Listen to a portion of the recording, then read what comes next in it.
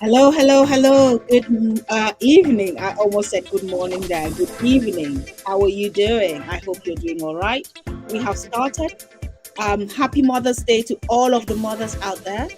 Please give me a moment. Let me make sure that everything is working well and I will make an official start. But you are welcome to Parenting Made Simple, our podcast. And this is a podcast where real parents share real stories to build a stronger community of children who are resilient, happy, and confident. So, hang in there. We will start in a moment. Whilst I get myself ready, listen on to this music.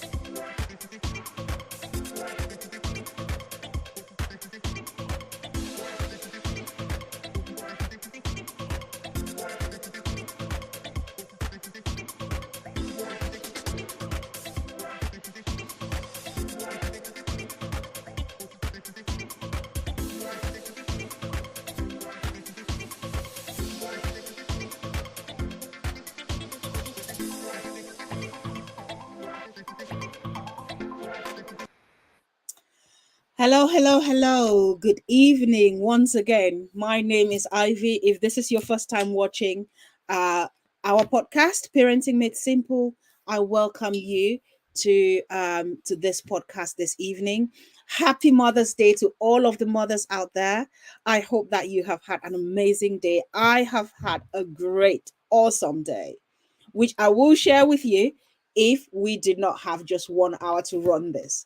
However, without much ado, I have got an amazing guest joining me today. And this guest who is joining me, I will bring them on very soon. But before I bring them on, I hope that you find value in what we do, because what we do here it comes straight from my heart. It comes straight from the heart. And I hope that you can enjoy this and take away at least a few tips or a few strategies or a few skills on how to make your parenting journey that little bit easier. So, without wasting much time, I am going to bring on my guest today. So here we go. Hello, hello, hello. Hello, Hel- Martin. Good evening. hello, Ivy. How are you doing? I am doing great. Thank you so much for joining me today. I It's all really right. appreciate you saying yes to this call to come and, support everyone who watches this podcast and to, share your nuggets with us. Thank you very much. So, my guest for today, I am going to introduce Martin, but I'll let him do the rest of the introduction. My guest for today is Martin Asamoah. And when I like stories, Martin. So when I see your name, immediately I said to myself, "Oh, this is a name that I think is of Ghanaian heritage." Oh, So, but because I have got Ghanaian friends, so I'm kind of used to the names. But then an aside. So Martin is a social worker, and Martin is also the founder and CEO of Action Family Network. So I could not resist bringing him on the show because he works frontline in the things that we talk about here. So I'm going to let you listen to Martin tell us a little bit about himself and about Action Family Network and what they do. Over to you, Martin. Thank you very much, Ivy. So, my name is Martin Asamawa. I'm UK based social work practitioner. I'm an advanced social work worker and also founder and CEO of Action Family Network. So, professionally, in terms of social work, what I do is I work in the frontline safeguarding and consultancy as well. So I teach safeguarding uh, training and consultancy services, particularly uh, culturally competent and culturally specific safeguarding consultancy and training for professionals, uh, community leaders, and faith groups. So Action Family Network is also uh, a dream that was nurtured for some time. And during COVID, because of everything that happened, uh, some of us were able to see the need within the community, and yet there were no services or very little services to meet these significant needs within the community. And that gave birth to the establishment of Action Family Network. What do we do at Action Family Network? So we are a community-based organization and we call it a community interest company. We complement everything else that the statutory services provide. So what we add to the statutory services is culturally competent support services. For example, domestic abuse service, safeguarding. Remember this. There are a lot of families that have moved over to the UK in the Mm-hmm. recent years, especially those in the care industry. And what we are saying is that people come over here with their parents, sorry, with their children, with different mindset of parenting, different training, different background. They are very good, loving, caring parents, but because of the lack of cultural understanding about how things are done here, unfortunately, some of our community they have found themselves getting social services involved with their families, and some in unfortunate situations some have even gotten their children removed from their care. Very, very sad situations. So what we do is we educate the community about parenting style here in the UK. As I said, nobody wants his or her child removed from his care, and that's Yeah. what we do. And then we also, uh, the consultancy part of it is also teach our colleagues, professionals, the GPs, social service and health professionals, and the church leaders about culturally competent awareness, how to spot safeguarding, Yeah. because we want our children to remain with the family. We don't want our children to go into care, never, if we can prevent it from happening. Mm. So that's what we do. And then apart from the adult side of it, we also have a flagship program called Impact and Legacy Youth Leadership Program. That's our mentoring and leadership program for young people between the ages of 12 and 18.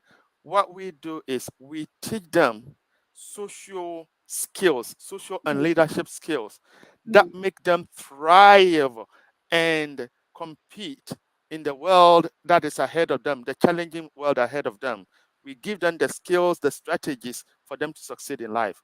Mm. I'm sure the viewers and the listeners of this podcast, some of them may be aware about the sad statistics about the issue of knife crime and Absolutely. youth violence.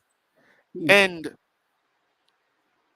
m- it's very sad, really, because we are beginning to see that both the perpetrators of this unhealthy situation, the knife crime, youth violence, both the perpetrators and the victims continue predominantly becoming what? Young people from the ethnic minority, black community. Yeah. What is going on here? Something is not right. So we Mm. need to understand that. So what we do as part of our youth leadership program is that we teach the young people as how they can spot signs of being groomed or recruited to become what? Gang members, Mm. whom they can talk to if they face any challenge. Yeah. We also teach the parents as well signs, telltale signs of if your child is becoming part of a gang. Mm. And so far, the result, the outcome that we are having is extremely positive Okay. so far. Yeah, so that's what we do. I mean, we don't have time to talk about everything that we do. So this is just a summary of Mm. what we are doing at Action Family Network. Oh, thank you so much, Martin, for for highlighting what you do at Action Family Network. Now, those what you have said, that is really, really key. And if there's any parent on here watching, I just want to acknowledge a few parents watching already. Abia, thank you so much for always tuning in at 7 p.m. And any other people watching, if you are watching on Facebook or on LinkedIn or on YouTube, please do share and invite other parents to come and watch, because you cannot say, if you are a parent, you cannot say that it's not my child, or my child is never going to get involved in that, because you don't know. Your child can be a golden child, your child can be the best child there is, but it just suffices for your child to be at the wrong place at the wrong time, doing something that is unrelated, and someone comes and attacks them. So we really need to educate our children. We need to educate parents. Education is really important when it comes to parenting, because we can never learn enough. Now, there's something that I just thought about today when I was most of my brilliant ideas, my most brilliant ideas come in the shower for some reason. So maybe it's the water that I don't I know. tell you what, this is really important. I was listening to motivational speech recently, and Mm, that's the best time to formulate your ideas is okay. when Oh, you that's are good in a to know. shower. That Yes, is good and to know. I'm yet to find out the the science The scientific science behind it. Yeah. behind it. Yes. Yeah. That is good to know. But when I was having a shower today, I was thinking about this and saying to myself, why is it that we go into work, if you work in corporate, or you work in whatever place of work that you have, we go in, we get safeguarding training, we get induction, we get every single training that there is, but places of work do not really incorporate parenting training. It's as if when you're at home, you're a different person, and then when you're in work, you're a different person. You are the same person. You should be the same person. And all businesses, if you are a business person, or if you are a place of work, if you're a big corporation listening to me, I am putting myself forward. I would love to come in and talk to your staff members about parenting, because you cannot, if you have parents within your workforce, you cannot remove that which makes them a parent when they're at work and then put it back when they're at home. We spend a lot of time training people on communication, Excel, all sorts of skills at the workplace, but we don't think about how these skills can be transferable to parenting, or we don't think about all of the skills that parents have that can be transferable into the workplace.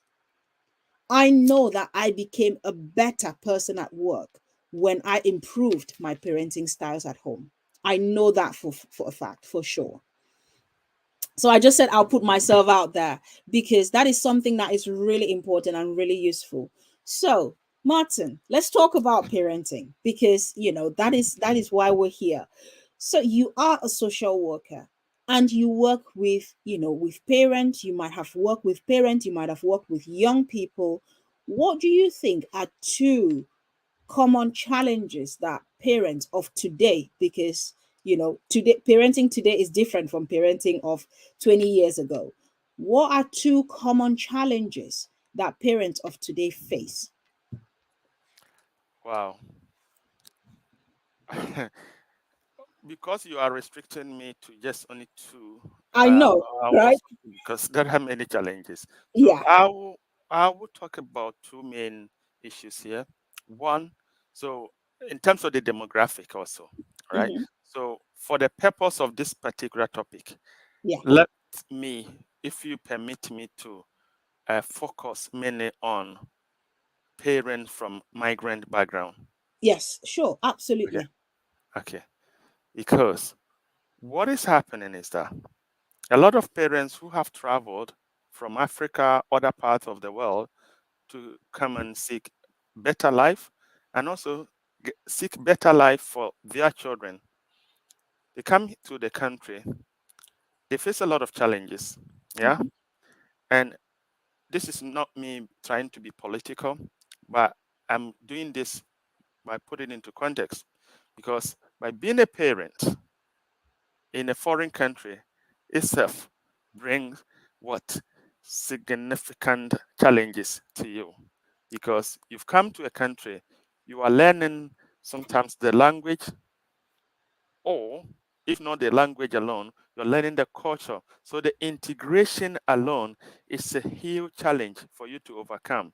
Mm, And then you have the issue about immigration, the hostile immigration policies, yeah, or economic factors, mm, jobs, housing, accommodation. How do you navigate all this at the same time being emotionally available to your children? And remember this, parenting is not only about being physically present to your child. So, so if you're a parent in bringing a child in a different country that you are not used to, mm-hmm, let me put it this way also. If you're bringing a child or raising a child in socially hostile or culturally hostile environment, parenting is not only about basic care needs of a child, it requires elevated level of insight to understand what it takes to bring up a child in a foreign country. So, if you are asking me about some of the challenges, that is the number one challenge that mm, I will what share. And then the consequences of that lack of emotional availability, emotional attunement because of everything else that is going on at home, economic factors, immigration, housing, trying to navigate through the system. How can you and some are single parents as well? Shout out to all the women. And today is Mother's Day. I don't know how they do it because I have come across, incredible single moms who are of migrant backgrounds, mm, bringing up children, sometimes teenage children. I don't know how they do it. Sometimes they are at their width. mm-hmm, Children are pushing boundaries. I don't know how they do it. So, how do you navigate all this? It brings significant challenges. Okay. The second challenge that I would like to also highlight is also understanding the needs of the children, especially teenagers. mm. Yeah. That is a tough one, you know. It's a tough one. It is a tough one. It Yeah. is a tough one, yeah, It absolutely. is very tough. Again, shout out to all the single moms out there. It, how are you? How do you bring up children, teenagers, because who are trying to find their space, their identity in the new country, in their host country, by you also wanting to bring them in a way that's to conform with their cultural norms that you have brought from your original country. It's very difficult, isn't it? It is. It is So, very difficult. Yeah. yes, it's about understanding some of these dynamics. And what I would say is, if you are struggling, don't suffer alone. Do not suffer in silence. There are services out there to help Yes. you, because it's better to seek for help and support than to leave it too late until you realize your child is already part of a gang. Yeah. Wow. Thank you so much, Martin, for highlighting those two. Just to say, when you talked about those emotional, the emotional presence of the parents, that struck a chord in me because I work in a school. I am a teacher. Okay. And the fact that we have children who come into school who've never received a hug from their parents, that is already a problem. That's a big red flag. The fact that we have children who come into school and they have all sorts of psychosocial emotional needs that have not been met, it is huge. That child cannot learn, they cannot settle in school, they cannot form friendships, they cannot form any meaningful relationships with the adults who are teaching them. So simply because, and I say simply, it is not simple, because their emotional needs are not met at home. And of course, we can understand why these migrant parents will not be able to provide the emotional needs at that time, because maybe they are struggling to secure a house to live in, maybe they are trying to settle into the culture, maybe they are trying to understand the culture, because culturally as well, people move from different places and come into the UK or and migrate into other countries, even without asking themselves, okay, what does it take to parent a child here? That basic level of education is not lacking. And one thing that I've noticed with migrant parents as well is they do not readily receive the services or make use of the services that are available. It's really important that if you are a migrant parent, make use of the family services that are available. Even if you're just contacting your local council and asking about the parenting courses that are available, and attend those courses. Make time to attend, because there's one thing about asking, another thing of attendance. What I have noticed on this podcast, I am going to be saying it as it is. Many parents of African descent who have migrated into the UK, they are not accessing these services. And why? Because the parents are busy either working and trying to secure funds, and forgetting that the child is not just clothing and food and shelter and all of that you give to the child.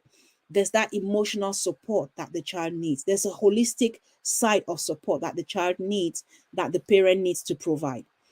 And when you find children who are not supported emotionally and psychosocially, you find that those are the children that are easiest to groom by gangs.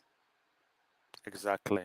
Those children whose parents are busy working and working and working, those are the children who easily be groomed by gangs, by county lines, by people who would offer them £10, who offer them love on quotes, who would say, I understand you. I know that your mom is working hard, this, that, and the other. They'll target those children on buses, they'll target those children on their way home from schools or to school, and they will offer money and attention to those children and groom them into those gangs.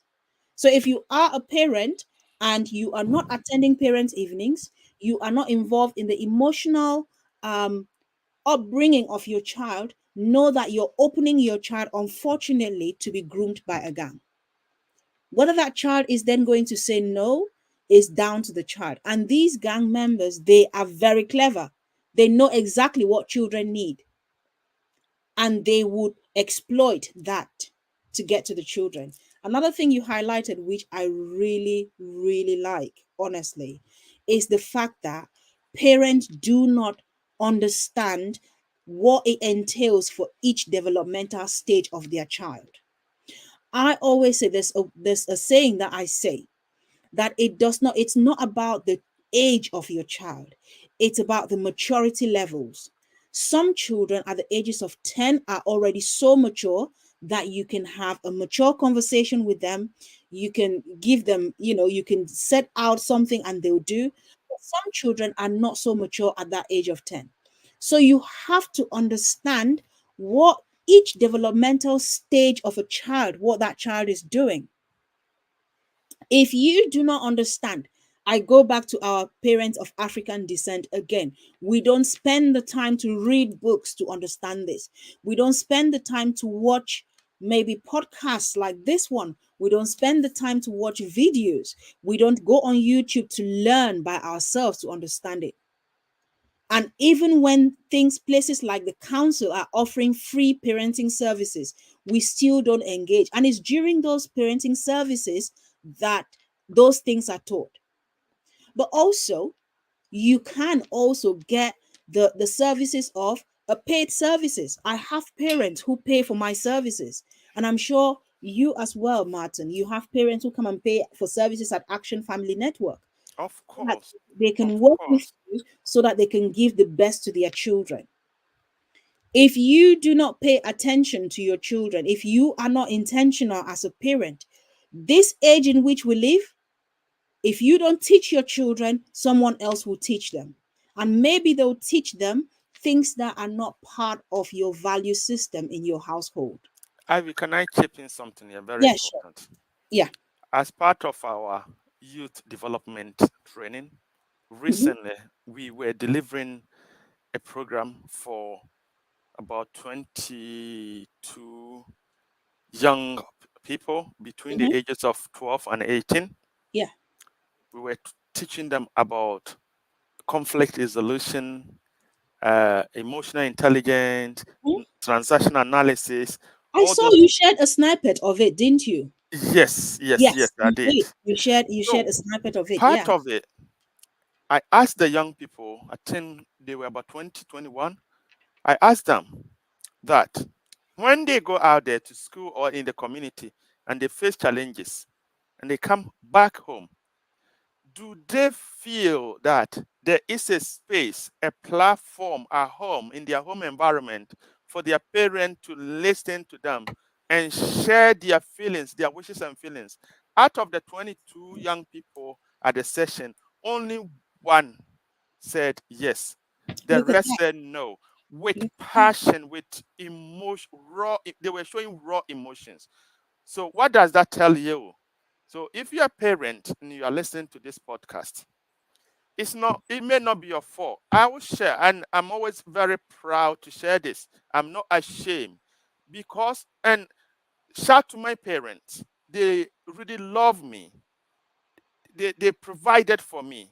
But generationally, they didn't understand what being available emotionally to a child was. That is how their parents, as my grandparents, brought them up. They Mm, pass it on to us. So it is up to you as a parent to be prepared and willing to learn and unlearn the aspect of parenting that do not contribute to your child thriving developmentally. There's absolutely. nothing shame about this because of our Absolutely. background. Emotionally, there's not, you know, it's all about basic care, food, shelter, clothing. I never saw my dad hugging me or any of my siblings ever, ever, ever. And Yeah. it's not shame to say this. It It's was not. normal, Yeah, but I think it was a normal thing back mhm, then, yes, generationally in Africa, because back then, what our parents prioritized was basic needs like food, right down at the bottom level of that Maslow's need, hierarchy of need, right at the bottom level there. Food, shelter, clothing, and school fees, and all of those things. That is what they prioritized. And they did, like I always say, they did the best with the resources of that they had. course. They did the best with what they knew. And so, before I carry on, can I just acknowledge a few people who have joined recently? Thank you, Emanuela. I see you. Thank you so much for joining.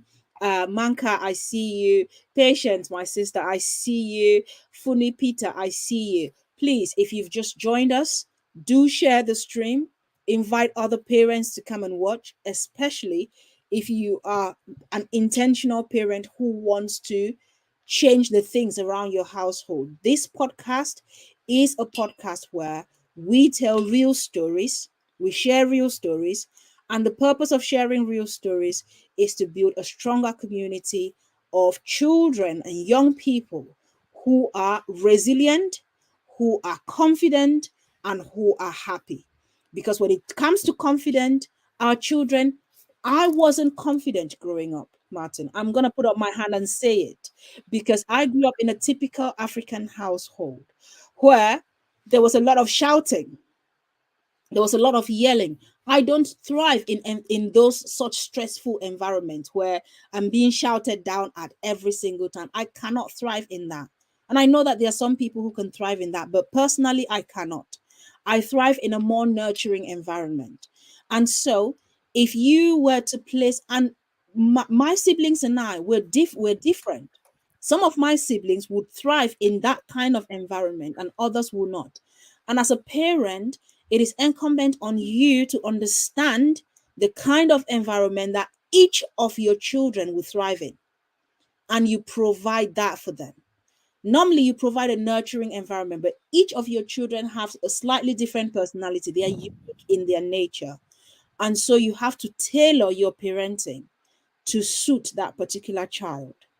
So I'm just going to move on to the next question because we're half an hour in. Please, if you've just joined us, do share the stream. It will help many, many parents out there. I am confident about this. I'm confident that this is going to help many parents, especially my grandparents that I can see all in the chat here. It is going to help us. Whether you've recently moved, or you moved 10 years ago, I am still learning. I am sure, Martin, you're still learning yourself, and I'm sure Of there are course. many of us in the chat who are still learning as parents. That is why this place is here. So second question. Now, many parents, Martin, and I this is another cultural thing, especially from us, many parents struggle with consistency when it comes to discipline.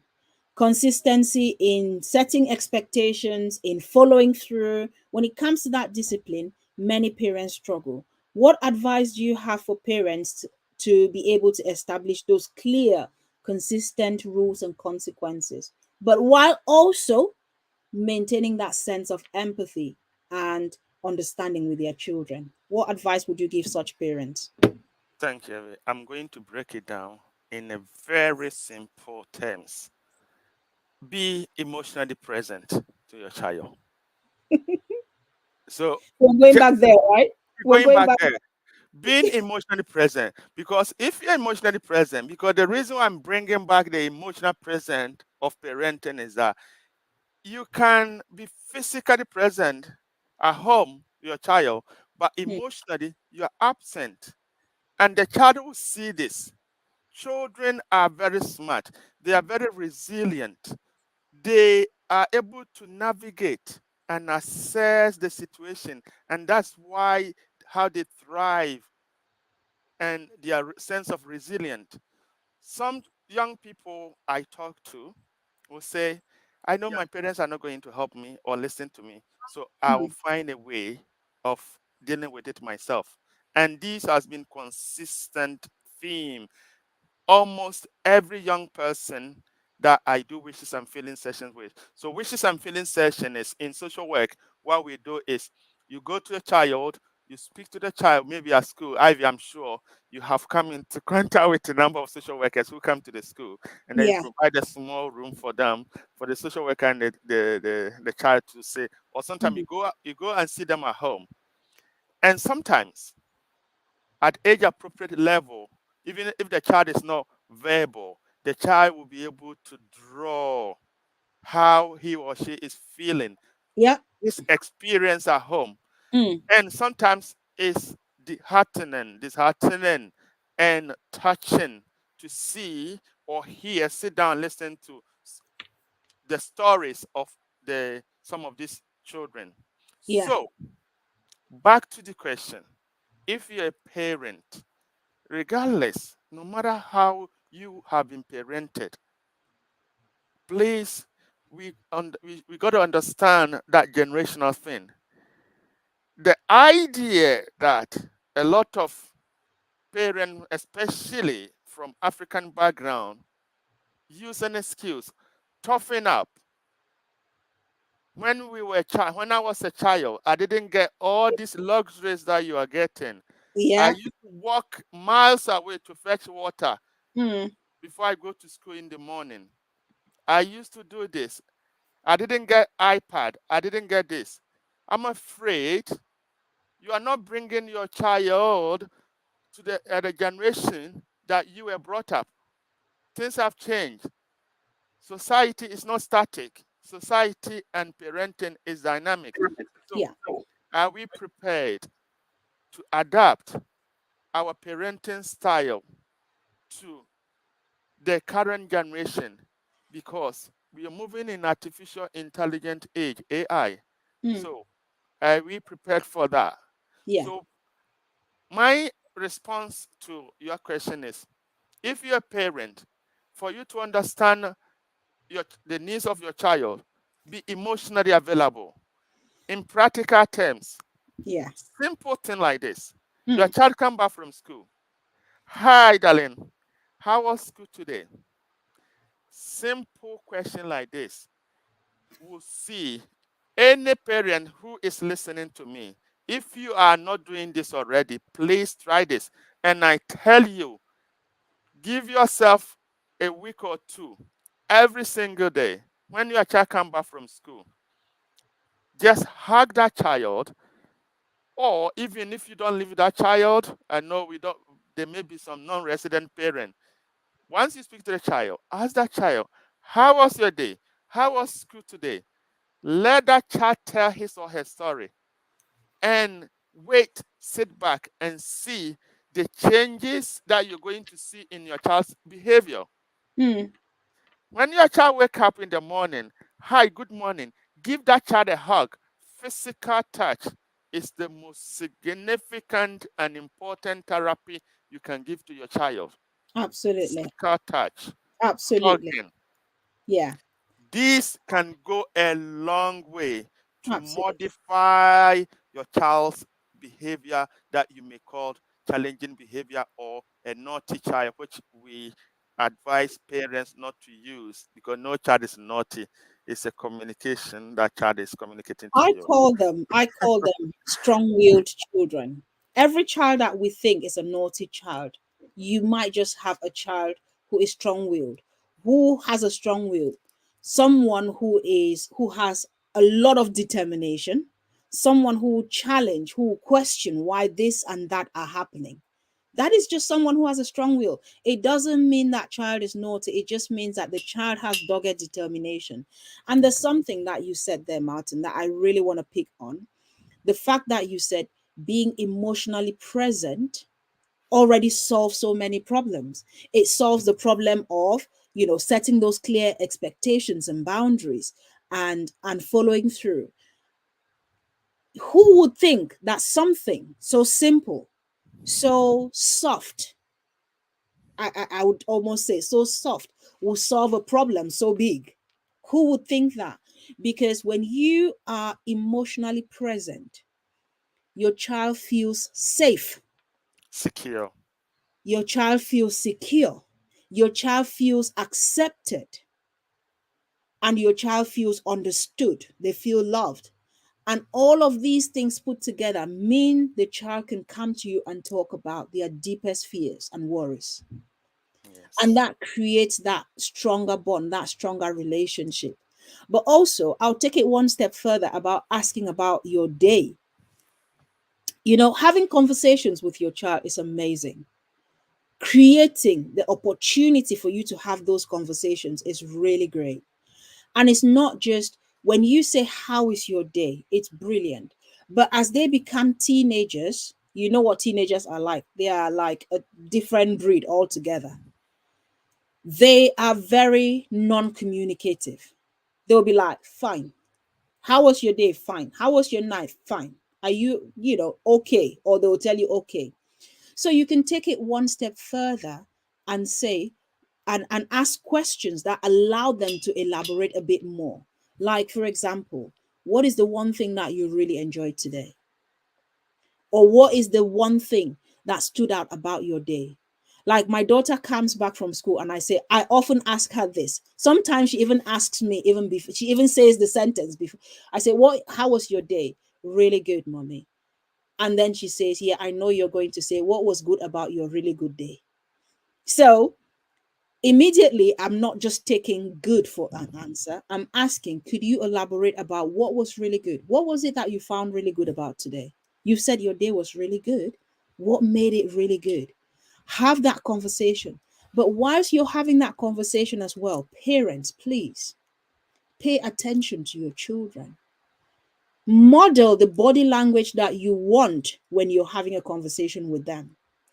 Do you want them tweeting on their phones while having a conversation with you?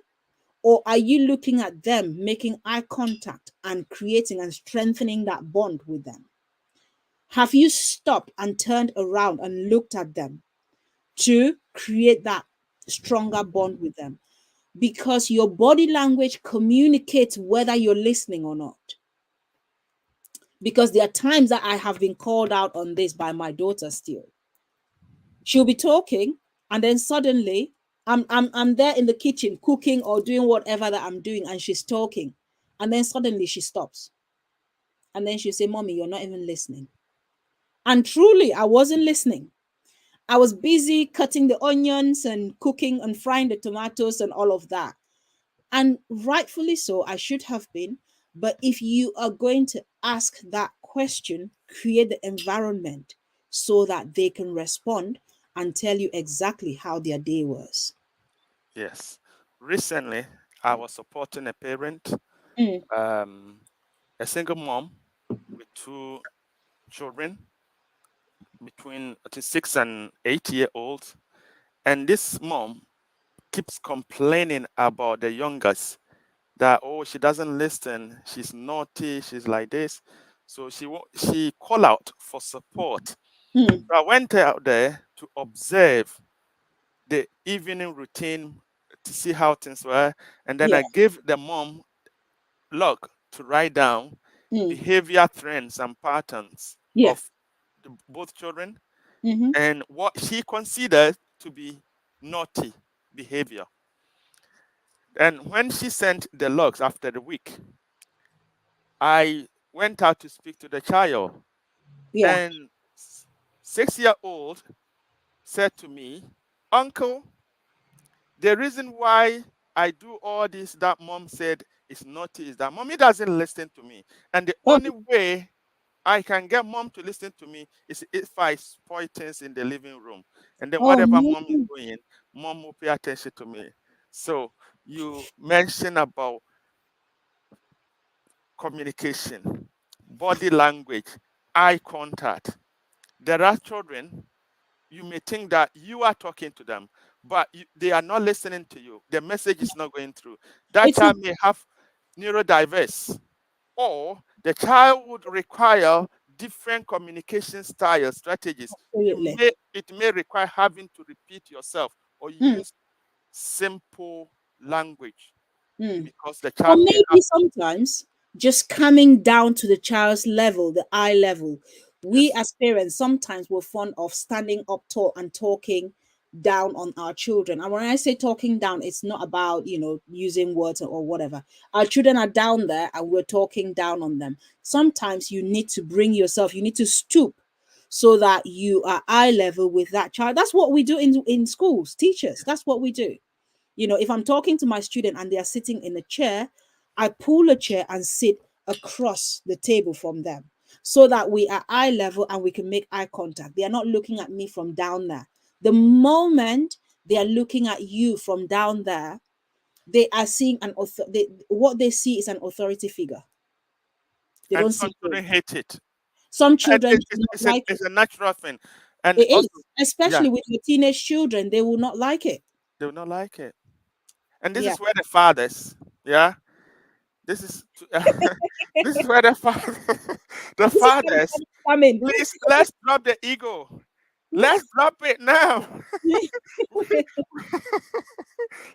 Honestly, with putting jokes aside, Yeah, some fathers, and this is generational thing, passing on generationally, because that's absolutely. how our fathers were. Hmm. Father will come home, everything stops at home. Oh, Yes, children run into the bedrooms. Like yes, people used to run away when they yes, hear the sound of the car or the bicycle or dad coming home. Everyone adjusts and runs away. because the boss has arrived. The boss is here. The boss is here. But father coming home, in my view, should be the most pleasant moment for a child Absolutely. because the father is coming home. Yeah. It shouldn't be the opposite. But unfortunately, we have some parents, fathers who are still practicing that kind of parenting, Yeah. That okay, authoritarian parenting style. authoritarian parenting, and Yeah. it's extremely damaging. It kills the self-esteem, self-confidence of the child. Hmm. And the worst thing any parent can do to a child is to kill that child's self-esteem and self-confidence. Yeah.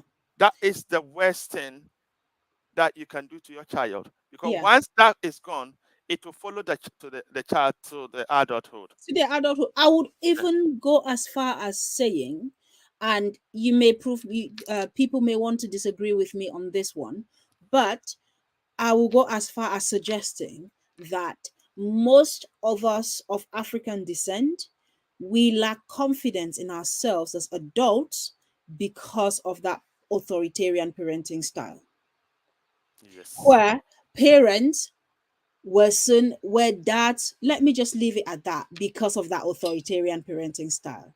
Most children of African descent lack the confidence because of that. And there are many, when I say so, I am not dissing parenting in Africa, because there are parents who are nurturing. I grew up in a household where I was nurtured. I was brought up in a very nurturing community, and I You are say so you are every among the single. few lucky ones, My Ivy. mom was nurturing. My dad was nurturing. My dad was a disciplinarian because he was a head teacher of a headmaster of a primary school, but at home he was a very nurturing dad. But having said that, I understand also that there are some parents who are still to this day, or some dads who are still authoritarian. And another thing for dads as well, when your child is a teenager, especially if they are a son, please do not suddenly start treating them as your mate, your age mate, let me say so. Talk to them still as your child, treat them still as your child, even though they may be taller than you, because teenagers of these days, they grow taller than us already. Yes. They may be taller than you, but they are still your child. Still have those rewards, still have those consequences, those expectations. And remember that your tone of voice tells them already. They can pick animosity from your tone of voice. It's really important. Whether Yes. you're a mom or you're a dad, remember that once your child becomes a teenager, they are struggling with a lot personally, anyways, in terms of their development. They are struggling with issues of identity during those teenage years. They are trying to form who they are, they are trying to form their identity. The best they need from you is support. Yes. Okay, so I'm going to ask you another question. I've our next question we have already, I'm sorry, we've already kind of touched on this already about that building that strong bond. We've already given some strategies. So I'm just going to move on to the next question, mindful of time. Parenting can sometimes trigger unresolved emotions in the parents. Ha! We're going from children to parents now. Unresolved emotions or traumas from our own childhood. Mhm. How can parents effectively manage their own emotions and stress levels while still being present and supportive for their children? Wow, this is very deep. So we all grew up from different environment, different childhood experiences, and each one of us. I'm glad that you shared your childhood experience. You were lucky among few generationally who have grown up in a very nature-loving home environment. Right. So, if you're a parent, if you have a whole generation of parents who have grown up in a very toxic, very hostile home environment where there is constant incident of domestic abuse, domestic violence, physical chastisement as a way of setting boundaries. Mm. That child is growing up to suffer what we call adverse childhood effect. We call it ACEs. So the more ACEs or adverse childhood effect that child will suffer is what is going to determine that child's outcome. Mm. The child will thrive in an environment where there is nurturing, caring environment. In the contrast, if that child is growing up in an environment where there's hostility and all the negative impacts that I have already mentioned, Mm. domestic abuse, hostility, parental conflict, then this becomes trauma. So we may be adults walking around doing our daily chores, Mm. having well established jobs, positions in society, but within us, there are many unresolved traumas. Yeah. And some of these traumas may manifest in our behaviors, consciously and unconsciously. We sometimes are not even aware, but psychologists will tell you every individual have one or more levels of unresolved trauma. So Mm-hmm. it's about having in in that conversation about yourself. It's about self-awareness, isn't it? Awareness. What Yeah. is that anger? Little thing can trigger us Mm-hmm. to become so explosively angry. Domestic abuse. If a mother who has witnessed domestic abuse from her childhood also entering into relationship with abusive father, these are all triggers. So it becomes very lived experiences. Yeah. And what happens is we then transfer this anger onto our parenting, and then the children suffer. The Then it children suffer becomes eventually. vicious cycle of what? Trauma. To break Yeah. that cycle, you need therapists to deal with it. Mm-hmm. That's another whole conversation. Yeah. And you know, you touched on something there, Martin. To break that cycle, parents need to be intentional. You need to book yourself in for therapy. You need to first of all acknowledge, have that self-awareness and acknowledge and self-acknowledgement that there is something here that I probably thought was normal. I normalized it. I normalized the fact that abuse, or I normalized abuse of my partner, or I normalized this, flaring up at the sound of, anything that you don't agree with. Most of these things we normalize them, and we take it out on our children. And guess what is going to happen? Your children will learn it, normalize it, and take it out on their own children. And that then becomes a generational cycle that goes from one generation to another. But it requires an intentional individual to say the cycle stops with me. So, my question to you, the parents who are watching, is, are you willing to stop these cycles? Because in every single family, there are cycles that were brought about by our upbringing, by what we experienced as children, by the environment in which we grew up as children.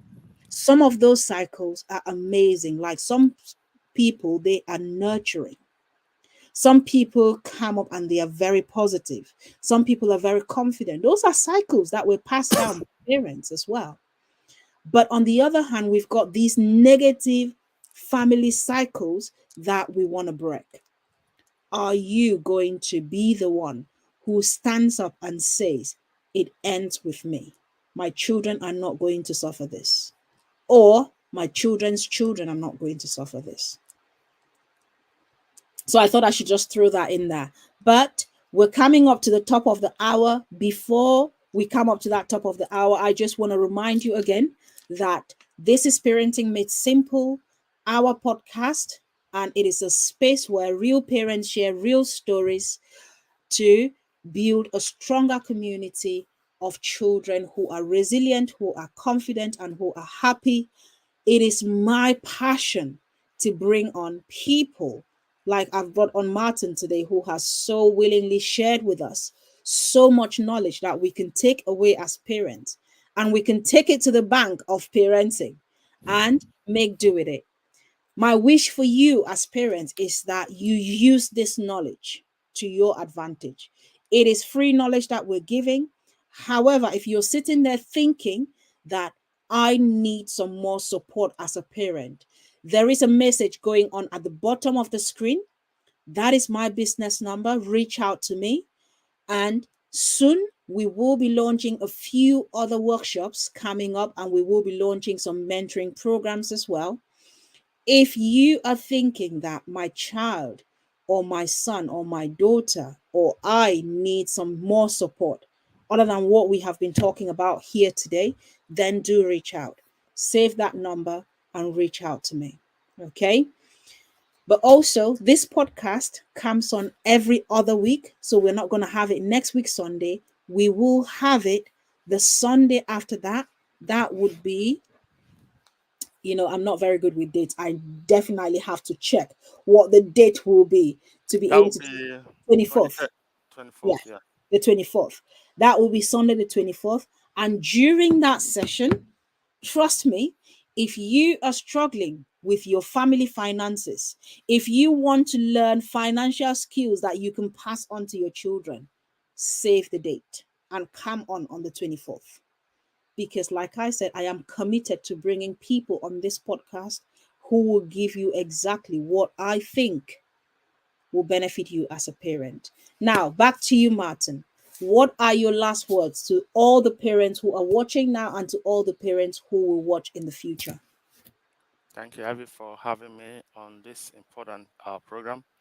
So, once again, let me congratulate all women out there on this special occasion as Mother's Day. So, parenting is not easy thing. There is no clear textbook to parenting. We learn from our parents, and our parents learn from their parents. It's a generational thing. And for you to succeed as a parent, one important cardinal principle that we should all be willing and prepared to adopt is be intentional. Intentional parenting. How do you do that? Be emotionally available, emotionally present to your child. Remember this: parenting in a foreign country, especially if of you're a migrant background, is not only about basic care needs.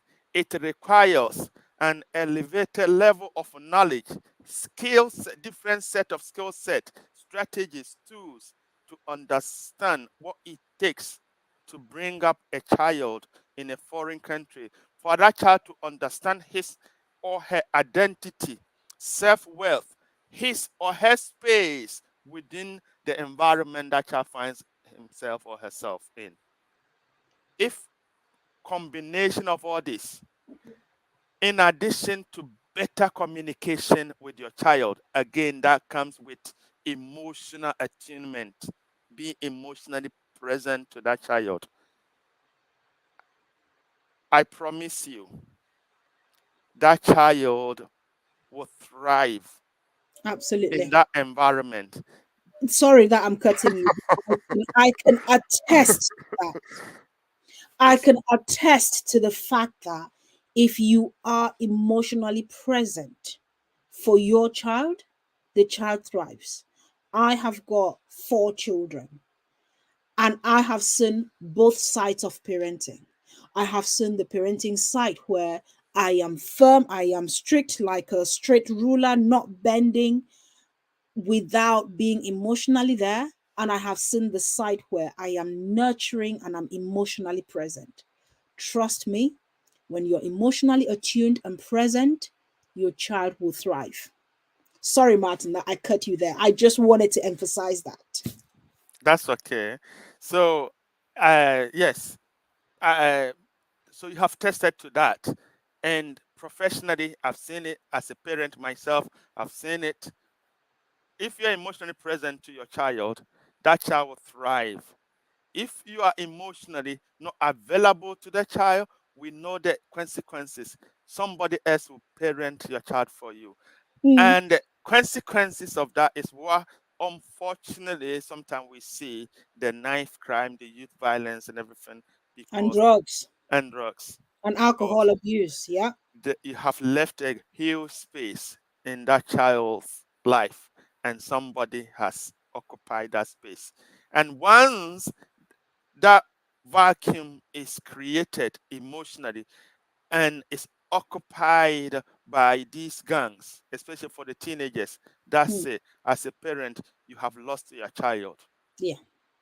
You can never come back in. They'll shut the door for you. And that's why it becomes challenging, especially that's why you see a lot of parents struggling with the behaviors of their teenagers. You cannot use force. Mm. The child will vote with his or her feet to do whatever he wants. Because the Yeah. time that child need you emotionally, you are not You available. understand? You are not there. You, Somebody, I'm sorry, somebody has occupied that space yeah. and it's too late. And that person has made sure that they shut the door for Yes, you not to come yes, in as a yes, parent. Even though you are the parent, they've shut the door. yes. Thank you so much, Martin, for coming on today. I really do appreciate you. Now, if you're watching this, I say that we as parents, we give 110% to our jobs. Okay, rightfully so. However, if we can give 110% to our jobs, please save some energy. And I'm not saying about time, I'm saying that by the time you come home to your family, to your children, save some energy for them. Save some energy to be able to talk to them and listen to them, even if it's for 5 minutes. Tell you what, children do not need a lot of your time. They actually need 100% of your attention when you spend time with them. So when you're spending time with them, let it be time dedicated for that child. And I'd really love to, you know, talk with, or I'd really love to partner with, like I said, big corporations who have parents on their boards in their workplaces. I'd really love to partner with these big corporations so that I can come in and talk to the parents who work in your workforce. Because I strongly believe that your workforce is going to be better if the people in your workforce who are parents know exactly or can parent better. So, this is my last word to you today is happy Mother's Day to the people, to the women who are watching or to the mothers who are watching. But also, do keep coming back to take part in this. Now, if you have not shared, please do share it. Share the stream because you will be helping a parent. And I must acknowledge a few more people who've joined us. Thank you, Clifford, for the stars as well. 99 stars. Thank you so much. If you want to send us stars, please do send them. They will help us. They are a digital currency that will help us to keep bringing on guests who would, you know, who would really support your parenting journey. So that is all we have today. Emanuela, thank you. I see you, Abia. I see you, Clifford. I see you, Beryl. I see you, Barbara. I see you. Thank you, Patience, Edith, Manka, Funui, everyone. I see you. Thank you so so much, and I hope that you keep coming back, and we can become better parents one step at a time, or one episode of this podcast at a time. Bye for now and stay blessed.